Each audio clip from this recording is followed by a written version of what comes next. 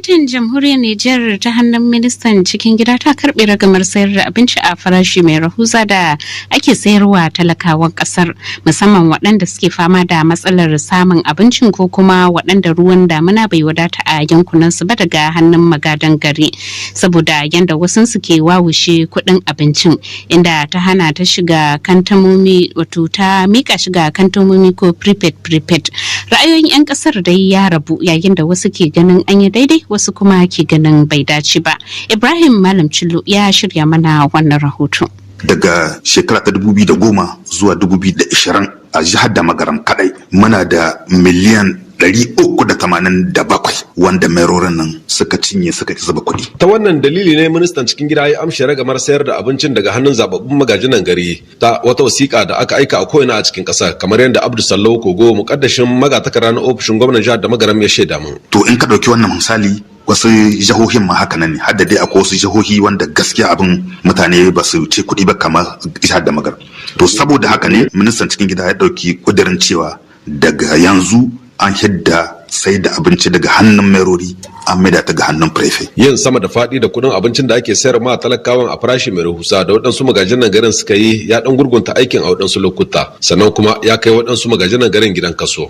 Don haka waɗansu su kamar su Alhaji Salisu Dundai, magajin gari na shiya ta 4 ta birnin da Magaram, ya yaba da matakin da aka dauka. A gaskiya ni akan kaina na yaba da wani abu, saboda kamar an rage muna yauni ne bisa kan wani abu, kuma an kula da cewa ya kamata yanzu gaban nan a gyara wannan abubuwa. To muku ga kamar zai shiga musamman ma mutuncin shi magajin gari, ku da kuke zababbu, ku ne kamata al'umma tare da ku ne kamata a ba kayan al'umma. Mu mun zo ne wasu sun riga sun yi laifi, kuma sai aka yi rigakafi ta kaiwa a cikin namu akwai wanda kuma suka iya sake abu. Duba da yanda waɗansu magajinan garin suka bata ma zababbu kuma wakilan talakawa suna game da yadda suke sace kuɗin abincin, da har ya kai ministan ɗaukan wannan mataki ya jawo muhawara a cikin ƙasa. Sai dai Amadu Dankwari na ƙungiyar farar hula mai yaƙi da tsadar rayuwa ta MPCR ya ce ai gata ne ma aka ma magajinan garin. Amma musu gata tun da yan kana tune yanzu a nan jihar da Magaram akwai merorin da yawa, ina ga yanzu ma akwai wanda ke gidan yari. Kenan kaga gata ta farko kenan an sa merorin wannan sabbi da aka zaba ba sa yi ba bi waccan hanyar da zai kai su gidan kaso. Na biyu kuma mu muna gani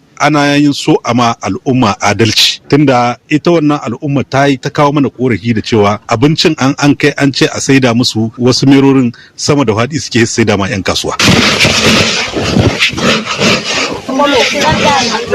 To koya talakawan da ake sayar ma da wannan abinci suka ji da wannan mataki da aka dauka? Sunana Aisha ta Abdu Aishi. A gaskiya ba mu sha din haka nan ba. Tunda yanzu da a hannun mayar ne, bai yiwa ne na ganin talaka tsaya a haka nan. Talakawan shi ba su samu wani kotiya daya. Asuma taulaliyo ce. Da mayar ki sai da mu abinci.